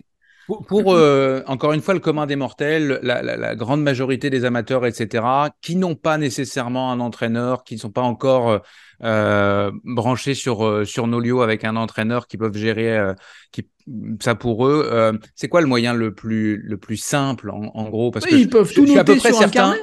Comment? Tu notes tout sur un carnet. On faisait Ouais. ça quand j'étais cadet. Non, mais tu notes tout, tu vas noter quoi? Tu vas y aller à Ah bah tu mets les la kilomètres, durée les heures, le dénivelé. et ta perception Tu de peux mettre l'effort. une note de 1 à 10. Et puis déjà, t'es pas mal. Ah, mais Ton application Garmin te le fait. Hein. À partir du ouais. moment où tu as une montre, Eh, mais on tout te le suppose fait. qu'il n'y a pas de... Mais est-ce que Bah, j'aime bien ta en réflexion, premier lieu, Flo. Juste Nico, Ouais, excuse-moi. vas-y, vas-y. Est-ce qu'on peut s'en tenir à ce que nous dit notre Garmin ou notre monde super connecté? Est-ce qu'on peut vraiment s'en tenir à ça? Parce que est-ce que Moi, je pense que dans un premier temps, et puis je pense que Ludo, tu as sûrement un avis aussi vachement intéressant là-dessus, la montre, elle te permet de quantifier tes kilomètres. Les règles de progression pour le commun des mortels qui débute la course à pied, c'est à peu près, tu te plantes pas trop si tu lui dis d'augmenter de 20% son volume par semaine. Donc, bah, être d'un quart d'heure sa sortie longue par semaine, être dans des généralités comme ça au départ, voilà, ça peut être suffisant. Et puis après, bah, c'est sûr que de pouvoir enregistrer ta perception d'effort, elle permet d'ajuster encore un petit peu plus finement. Et puis de remarquer que si une semaine qui devait être facile à ta perception, bah, elle t'a semblé beaucoup plus difficile que ce qui était prévu, bah, à ce moment-là, ça permet d'ajuster à la baisse la semaine d'après. Mais ça, aujourd'hui, enfin moi qui reçois beaucoup de coureurs au cabinet, la première chose que je leur demande, c'est qu'est-ce que vous avez changé? Ils me disent rien. Je leur dis donnez-moi votre montre ou votre application sur votre téléphone. Et tu je dis bah vérifies si, directement? ah bah je vérifie directement. Le coureur est menteur par définition. Donc soit je vais sur leur Strava, soit je vais sur leur application. Et tu vois que 3 semaines avant, il y a eu un pic de dénivelé, il y a eu un pic de volume, il y a eu un pic de vitesse. C'est quasi, alors je schématise un petit peu, hein, parce que je suis un peu provocatrice de façon volontaire, mais c'est assez comme ça quand même. Avant de donner la parole à Ludo, Nico, tu voulais dire quelque chose? Non, mais c'est exactement ce qu'a dit Florence. Ce que j'allais dire, c'est que pour moi, chez l'athlète un peu débutant, le premier stress à surveiller en course à pied, c'est le stress mécanique, parce que c'est vraiment celui-là qui peut être problématique, parce qu'en fait, quand on débute, quand même assez peu de chances de se mettre en surentraînement vraiment physiologique, parce que les gens, ils font pas des volumes monstrueux. Par contre, le stress mécanique, quand on débute, on peut vite se blesser, parce que c'est hyper traumatisant la course à pied. Et Hugo, il a parlé de son expérience, et je me rappelle, il m'a envoyé un message, il me dit, ouais, j'ai mal au période, j'en ai marre et tout. Et du coup, je regarde son olio et je lui fais, bah ouais, t'es passé de 12 à 80, c'est peut-être pour ça que t'as Ah, mal au périos, quoi. j'avais pas vu. Tu vois, Pris dans mais la c'est un peu gorge. basique parce que, en fait, on a des, souvent, nous, quand on s'entraîne beaucoup, tu vois, on s'entraînait 130 bornes, tu vois, à la fin de la prépa, on a fait une longue course, et puis, on coupe un petit peu, et puis, alors bon, quand tu coupes moins de 15 jours, ça va encore. Mais des fois, on coupe 3 semaines, et puis bon, ça passe vite, tu comptes pas, et bon, c'est pas si loin dans ton esprit. Tu dis, ah, mais je courais 120 bornes dans la semaine, je peux bien faire 50 bornes. Ouais, sauf que ton corps s'est désadapté, et même si tu te blesses moins forcément qu'un débutant, il faut quand même faire attention à cette variation de charge. Et le dernier petit tips personnellement sur moi, c'est qu'à partir d'un certain volume, je peux faire varier assez librement mon volume sur des courtes périodes en tout cas. Ludo, Mais là, est-ce que tu veux complémenter? Ouais, ouais. je voulais T'as été dur avec moi, hein, parce que là, tu repasses la parole à Nico qui a un puits de science et tout ça. Et du coup, ils Non, vont tout. non, parce que toi aussi, à ta façon, Oui, je voulais oui. t'interroger sur l'aspect psychologique. Tu vois, Hugo, qui peut être un peu foufou par moment, ou à l'image de pas mal de coureurs qui sont d'un seul coup super en forme. Prenons l'exemple de, pas d'Hugo, mais de quelqu'un qui se sent super en forme, qui a pas vraiment qui fait pas trop attention à sa charge et qui, par contre, se fait confiance en disant ah, je suis tellement en forme, je vais en bouffer cette semaine. Puis qui se fait une semaine de cochon en psychologie. Et qu'est-ce qu'il faut faire? Est-ce qu'il faut se retenir? Qu'est-ce qu'il faut faire quand on a Non, le feu là? bah, quand tu as le feu, en général, si tu es dans un bon état d'esprit, que tu augmentes ta charge, que tout se passe bien, c'est rare que tu te blesses. Et puis ça passe, évidemment, sauf si tu passes au triple, au quadruple de ce que tu fais d'habitude. Mais quand tu as le goût, en règle générale, si c'est pas surdimensionné, ça passe plutôt bien. Il y a pas trop de soucis pour moi avec ça. Et puis, moi, pendant longtemps, alors maintenant, on est dans le tout connecté, nos lieux.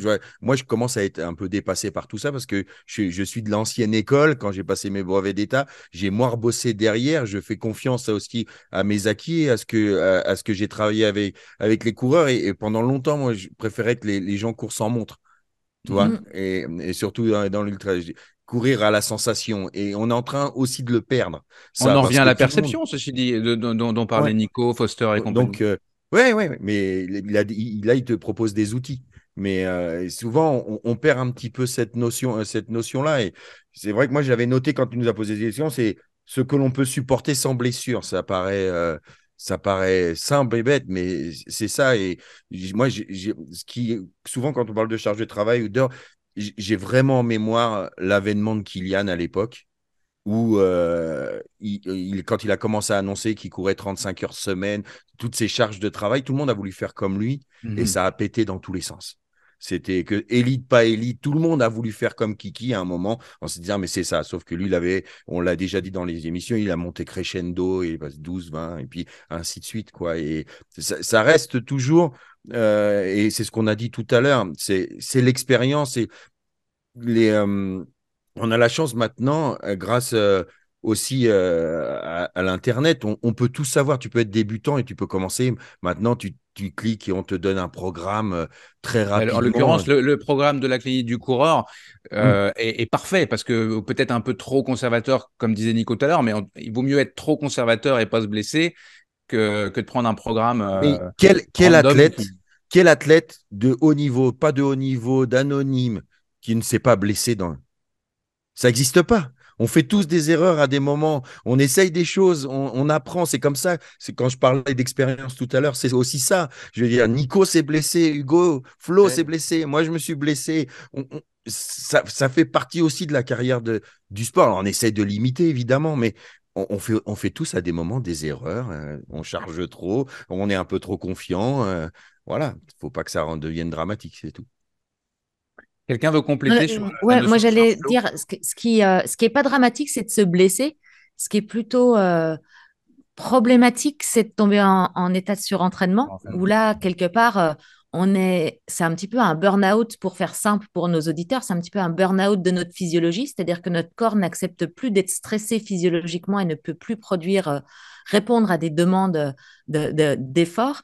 Et là, ça peut être dramatique parce que c'est souvent quand même en lien aussi avec une désociabilisation, un phénomène dépressif. Et puis, ça peut demander des années à retrouver une physiologie qui accepte d'être stressée par de l'activité physique. Donc, j'allais dire, la meilleure chose, c'est qu'on se blesse avant de tomber en surentraînement. Et pour ça, le coureur à pied, il est quand même avantagé. C'est que contrairement aux triathlètes qui mixent beaucoup d'activités, donc avec des activités portées et la course à pied, donc qui peuvent accumuler beaucoup plus d'heures d'entraînement et beaucoup plus de stress physiologique, le coureur à pied, sauf des cas un peu spécifiques de gens extrêmement tolérants, on va dire par exemple des François, éventuellement des Kylian, ou des gens qui ont acquis une extrême tolérance mécanique, bah, ils vont plutôt ils vont plutôt se blesser avant de tomber en état de surentraînement. Donc, quelque part, ça nous préserve.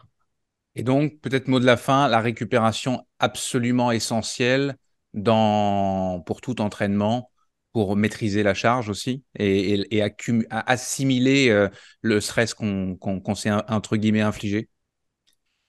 Ouais, moi, je dirais la récupération. Puis, quelque chose qui est cher aussi à TomTom, c'est l'entraînement doit rester la priorité des choses accessoires.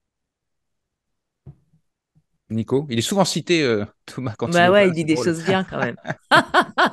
Ouais, non, moi, ce que je dirais, c'est qu'en fait, dès qu'on va aller dans ces problématiques-là, c'est qu'on est sur des charges d'entraînement quand même importantes.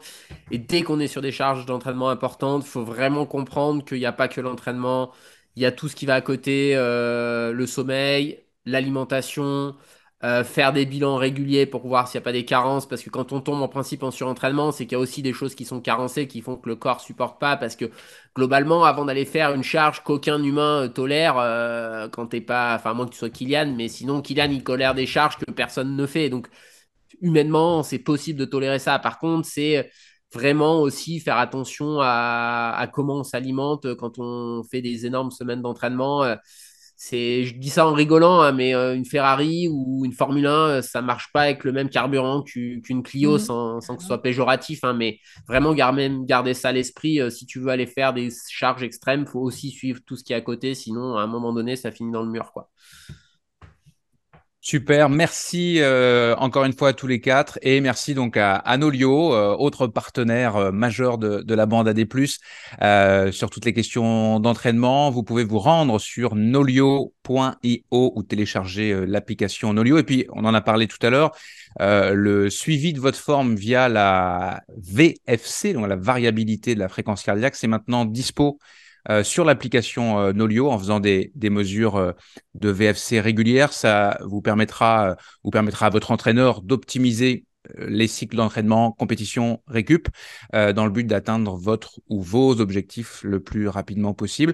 Pour mesurer votre VFC, il faut avoir, Flo, tu en parlais tout à l'heure, un appareil capable de mesurer le temps qui s'écoule entre chaque battement du cœur, ce qu'on appelle l'intervalle RR.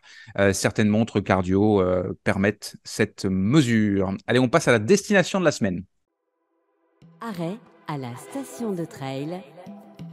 On fait un arrêt aujourd'hui à Saint-François-Longchamp. On est en Savoie, à l'entrée de la vallée de la Maurienne, près d'Albertville et de Chambéry, donc à 2 heures de route de Lyon et Genève. C'est un lieu pour les fans de vélo notamment. Lorsqu'on est à Saint-François, on est au pied du mythique col de la Madeleine, un col classé hors catégorie sur le Tour de France qui a souri à des champions comme Richard Virenque ou plus récemment Julien Alaphilippe. On est entre 1200 et 2800 mètres d'altitude et on est gâté par les panoramas sur les massifs de Beldon, de Loisan et du Mont Blanc, évidemment. Saint-François-Longchamp offre une jeune station de trail avec 4 parcours pour un total de 35 km de sentiers et il y en aura le double d'ici l'été prochain. Il y a aussi une station de vélo de montagne qui s'étend sur 123 km de pistes avec 2 pistes de descente puis toutes les autres de type enduro en montée-descente. Les VTT électriques sont devenus super populaires en montagne pour ce genre de pratique. L'hiver, comme en ce moment, vous avez à votre disposition une station de ski de rando en plein développement. On avait parlé du ski de rando dans le précédent épisode, l'épisode 18. Il y a notamment un parcours d'un peu plus de 2 km qui part du pied du télésiège de Mollaret et se rend au sommet du col de la Madeleine avec une vue sur le Mont Blanc à l'arrivée. Une station de trail des neiges également, de snow trail en bon français, a enfin été inaugurée il y a tout juste quelques jours. L'avantage, c'est qu'il s'agit de pistes qui sont entretenues, tapées quotidiennement, sur lesquelles vous pouvez vraiment courir. Les snow trails sont situés sur le domaine skiable et sécurisés comme tel. Dans les événements, il y en a toujours pas mal en montagne. Il y en a un tout bientôt, le 14 janvier, la 8e édition du Trail Blanc de la Madeleine. C'est un aller-retour de 10 km pour 400 mètres de dénivelé, de nuit, puisque le départ est à 18 heures et qui, bien évidemment, se rend jusqu'au col. Je reviens à la station de trail. Je vous le disais, de nouveaux circuits seront balisés et inaugurés dans les prochains mois. J'ai notamment discuté avec celui qui trace les parcours de la station de trail. Il s'appelle Michael Blanc. Il est aussi moniteur de ski et de vélo tout-terrain à Saint-François-Longchamp. Il m'a expliqué que c'était parfois une tâche difficile parce que certains parcours vont très très loin dans le domaine avec des passages dans plusieurs villages, comme le futur parcours qui verra le jour normalement cet été de 40 km pour plus de 2000 mètres de dénivelé. Ce qui ressort de cette station de trail de Saint-François-Longchamp, c'est le côté sauvage, loin des pylônes de remontée mécanique et en même temps un côté accessible. Il n'y a pas besoin d'être un coureur expert ou un montagnard aguerri pour aller s'amuser et profiter de la montagne en courant. De même, la station au sens large mise sur la convivialité puis le côté familial et tient à se démarquer de l'usine, de l'image d'usine à ski qui colle à certaines stations savoyardes. Depuis le pied de la station, on peut contempler le glacier de l'Étendard, c'est un des points culminants du massif des Grandes Rousses, et la chaîne de Beldon qui est en face de nous quand on est au pied de la station. Vous avez à gauche, je crois, le massif de la Vanoise, le Cheval Noir, et à droite, le massif de Lauzière. J'espère que je ne dis pas de bêtises. Dans tous les cas, si je dis de bêtises, c'est l'inverse. L'un des points forts, c'est que Saint-François-Longchamp est accessible facilement en transport en commun. Il y a des bus qui font la navette tous les jours depuis la gare de Lyon, par exemple. Et puis, si vous venez de Paris en TGV, depuis la gare de Saint-Jean-de-Maurienne, il n'y a pas de souci non plus. Outre les familles, ce sont les sportifs urbains amateurs de sport en plein air qui viennent à Saint-François-Longchamp et qui privilégient des courts séjours comme le week-end pour faire un gros bloc d'entraînement en montagne. Quand on est en ville, ça peut être sympa. Les sentiers sont relativement peu techniques. Ils sont faciles aux abords de la station, mais les trailers expérimentés ont quand même de quoi bien s'amuser avec notamment le parcours numéro 3, ça s'appelle le Colombin, un parcours rouge de 15 km et 700 mètres de dénivelé positif qui fait une boucle dans le massif de la Lauzière aux portes d'une zone Natura 2000, donc c'est très préservé. On grimpe à 2236 mètres d'altitude jusqu'au col de Montjoie. Parmi les points d'intérêt, il y a un superbe lac, le lac de Grande Léchère sur les hauteurs de Montgelafray. En passant, le lac est accessible également l'hiver en raquette à neige. Il y a aussi pour les amateurs de grimpette le parcours numéro 4 qui monte jusqu'au sommet du Cheval Noir, dont j'ai parlé tout à l'heure, à 2832 mètres, en passant par le lac Blanc. Blanc, noir, c'est facile. Il s'agit d'un aller-retour de 6 km pour 1200 mètres de dénivelé, format un peu cavé. La station Saint-François-Longchamp a une ambassadrice de luxe avec la championne de trail Camille Bruyat, l'une des meilleures ultra-traileuses françaises. Elle a remporté en 2022 le trail Nivolet-Revard, le 42 km de la VVX, le grand trail des Templiers et l'ultra-trail Cape Town. Mais elle a aussi à son palmarès, entre autres, des victoires à la Mascareigne, au trail du Bourbon, au Grand Raid de la Réunion, au Lavaredo, à l'UT4M, à la Saint-Élion, au trail du Ventoux, etc. Elle a aussi terminé deuxième de l'UTMB, quand même notable, en 2021, et troisième de la CCC en 2019. Je l'ai appelé pour évoquer la station de trail brièvement, station de trail de Saint-François-Longchamp. Salut Camille. Salut. Alors, qu'est-ce que tu aimes particulièrement ou le plus dans cette station de Saint-François-Longchamp, toi? Eh ben, bonjour à tous déjà. Ouais, ce que j'aime le plus à Saint-François-Longchamp, c'est le côté vraiment station un peu familiale et surtout le côté aussi très sauvage du massif de la Lauzière, où est le parcours rouge de trail. Et si on veut le rallonger, on peut largement le rallonger avec le tour de la Lauzière, qui est vraiment, vraiment ultra sauvage. Faut vraiment prévoir de quoi manger et de quoi boire.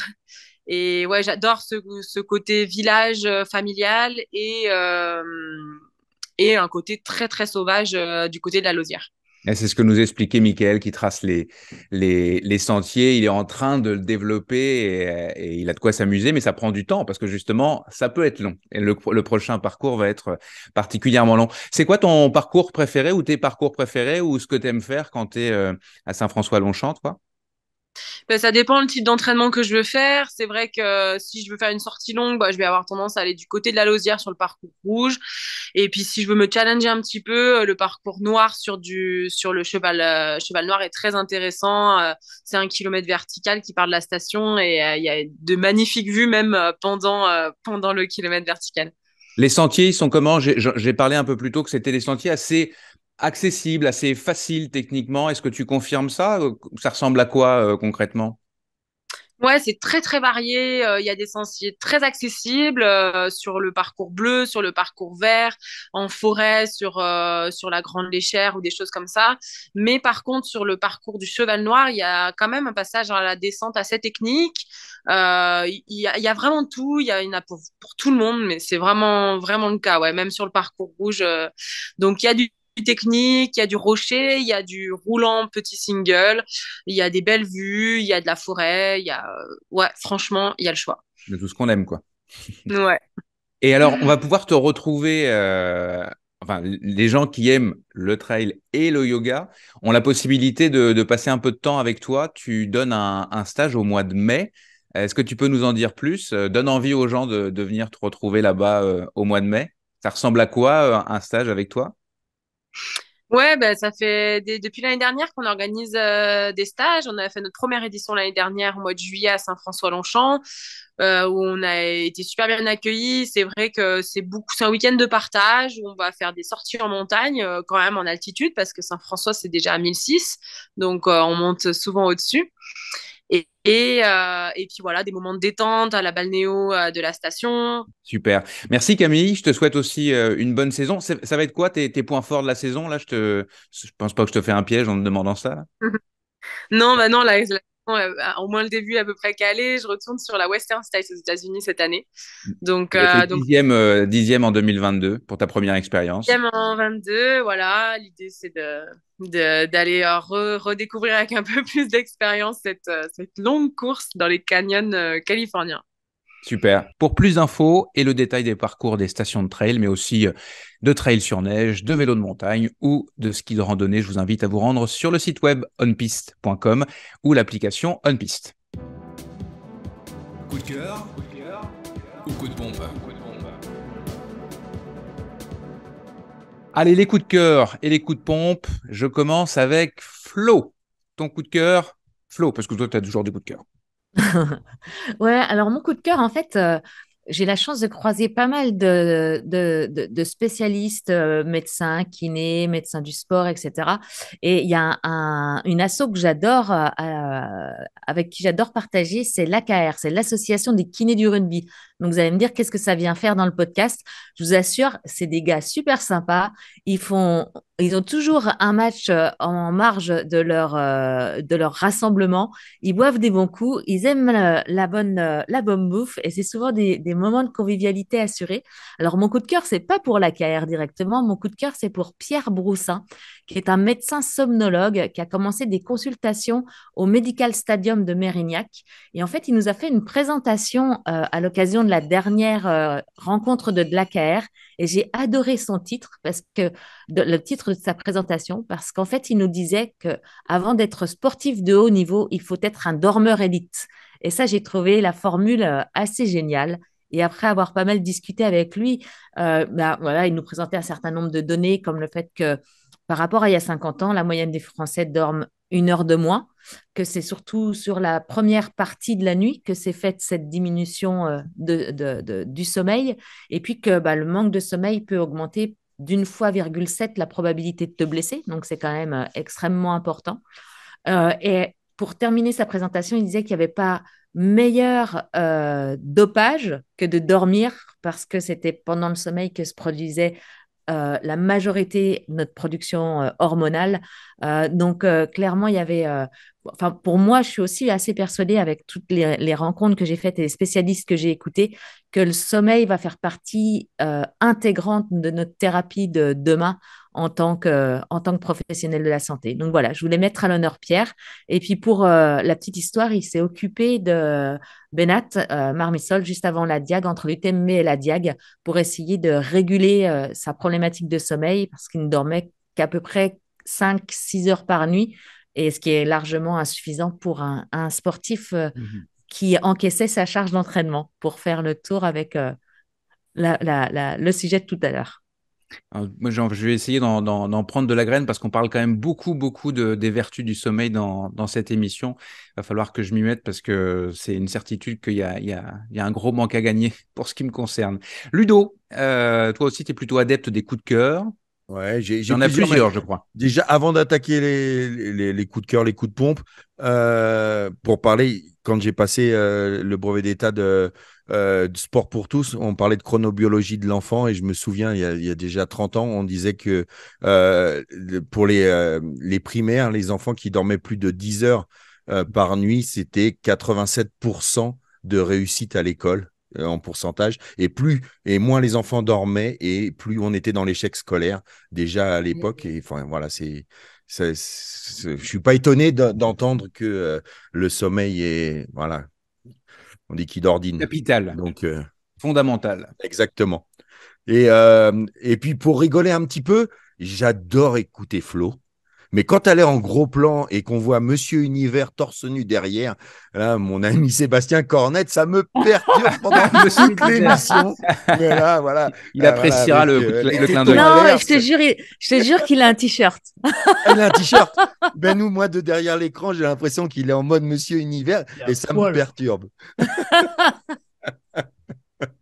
Enfin bon, voilà. Et puis, on va rester, même si je souris, voilà, mon premier coup de pompe, on en a parlé tout à l'heure. Okay.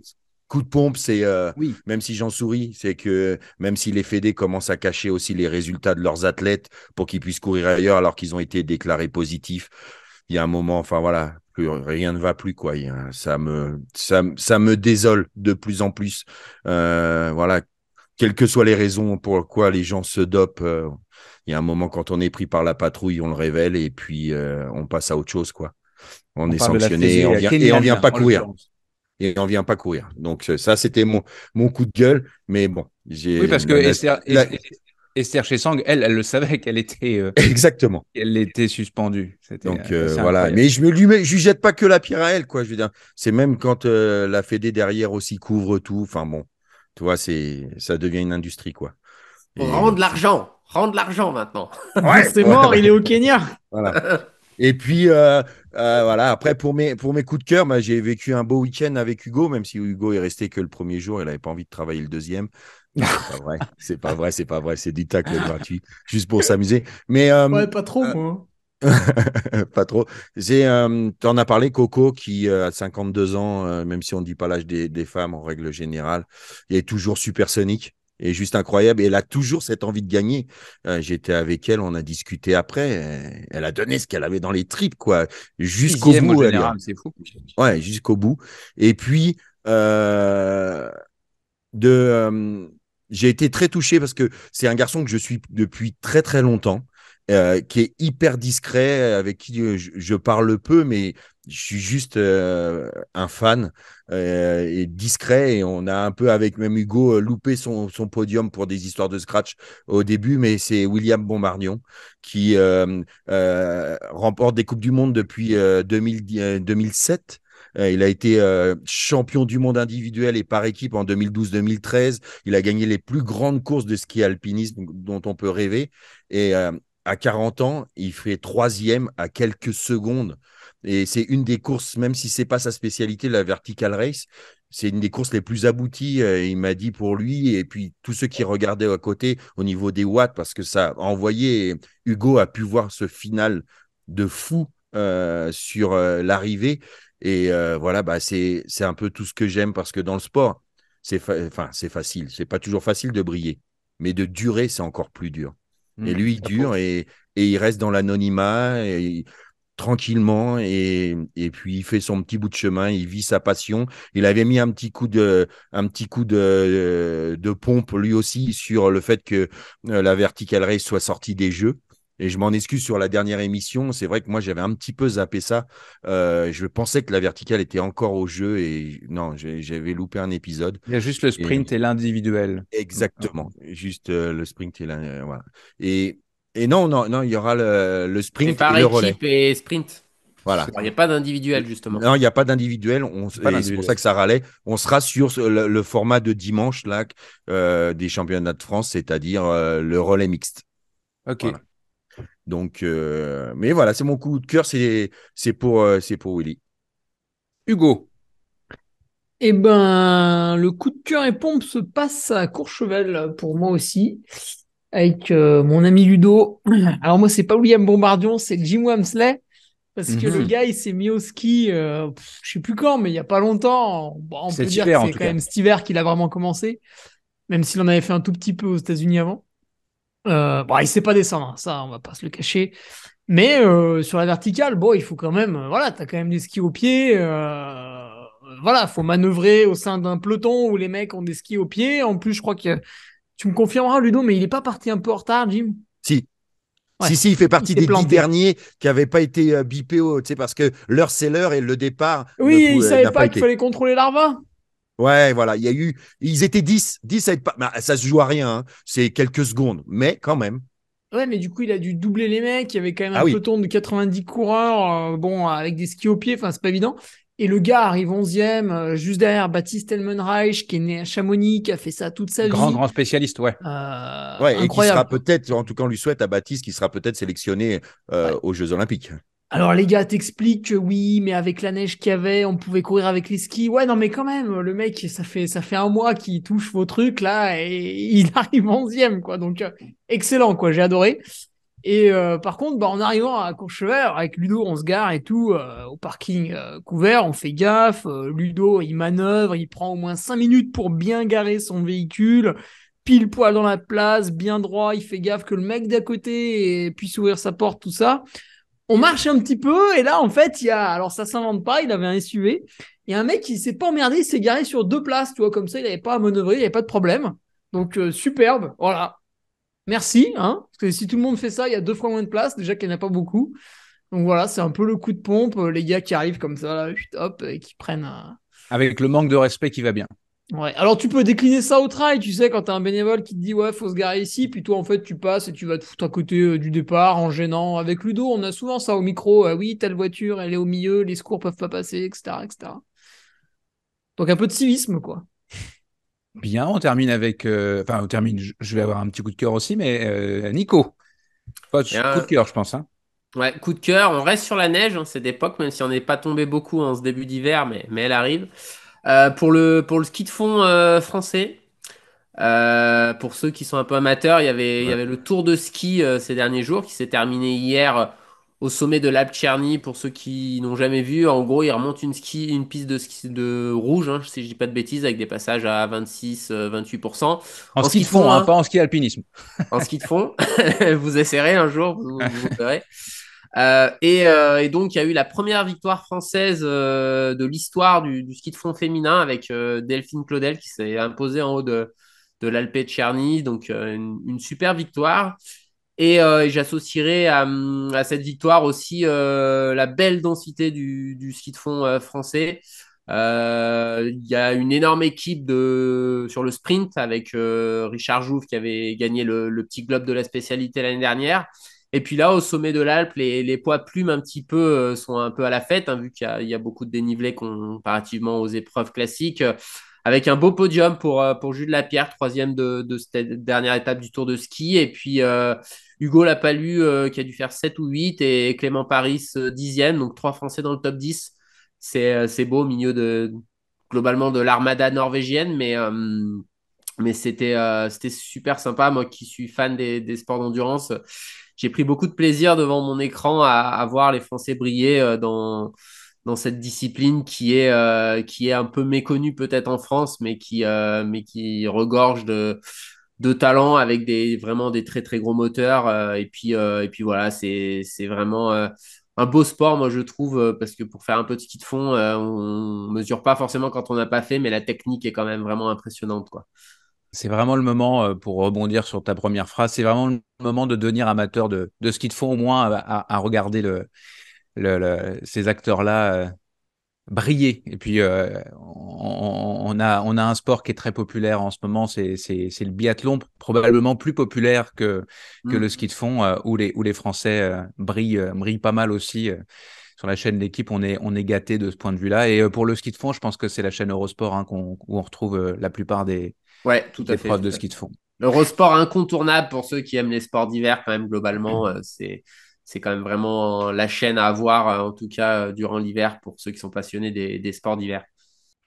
Je boucle la boucle. Personnellement, j'aimerais attirer votre attention sur le nouveau documentaire de Jérôme Binet. C'est un réalisateur québécois qui est plutôt spécialisé dans les aventures et la course à pied. Moi, j'ai eu le plaisir de collaborer avec lui au cours des dernières années. J'aime beaucoup ce qu'il fait, son travail.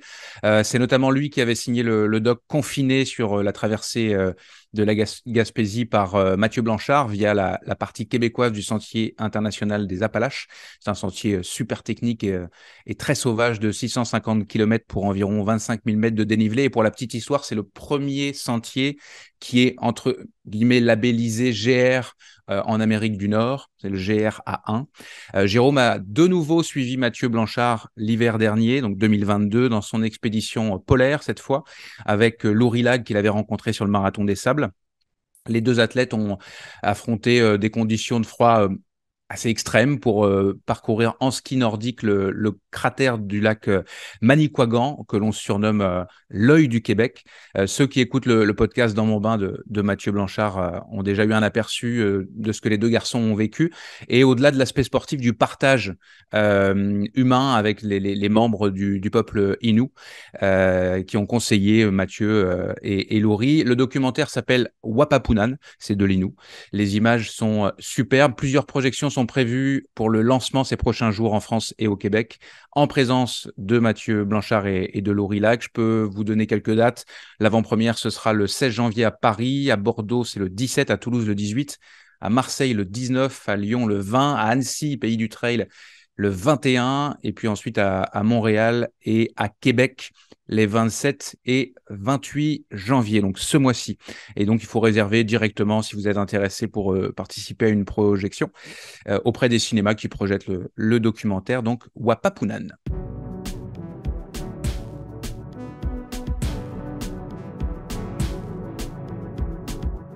C'est la fin de cette 19e émission de la bande AD+. Un gros merci à tous les quatre, Ludo Collet, Hugo Ferrari, Nico Martin et Florence Morisseau. Merci à tous. Ciao, ciao. Salut Salut Nico. à tous. À bientôt. La bande AD+, c'est une émission présentée par Distance Plus. Je suis Nicolas Fréré et j'ai le plaisir de produire et d'animer ce talk show. Un grand merci aux partenaires officiels de la première saison de la bande AD+. Merci donc à la Clinique du Coureur, à NAC, à Nolio et au réseau des stations de trail que vous pouvez retrouver sur le site web ou l'application OnPiste. Le design sonore de la bande AD+, est signé Lucas Asca Hennessy et la couverture de l'émission est l'œuvre de Mathieu Forichon de Desbosses et des Bulles. Et puis l'émission est réalisée techniquement à distance depuis Montréal au Québec par les productions Arborescence. Merci à Laurie Beck qui était aujourd'hui aux manettes et qui fignole l'enregistrement avant la diffusion. Et merci à vous, chers web spectateurs et chers auditeurs, de nous suivre ou de nous écouter. Pensez à nous suivre sur les réseaux sociaux, à vous abonner au podcast sur la plateforme de votre choix, celle que vous préférez. Et puis on se retrouve dans 15 jours. À plus dans la bande AD+.